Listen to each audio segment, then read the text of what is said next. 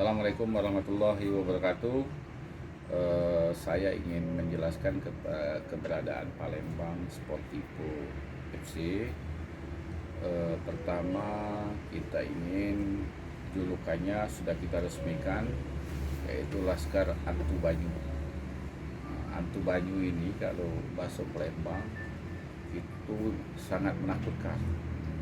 Kalau Antu Banyu itu sudah keluar, itu orang takut gitu.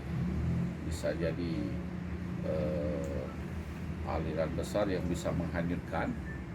Dan Antu Banyu itu kalau untuk di kalangan Palembang betul-betul suatu momok yang menakutkan. Mudah-mudahan Palembang Sportivo FC ini menakutkan lawan-lawannya di setiap laganya.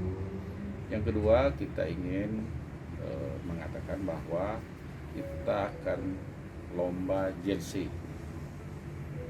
Jadi jersey kita ini kita sayembarakan dengan total hadiah juara 1 juta saja, juara 2 750.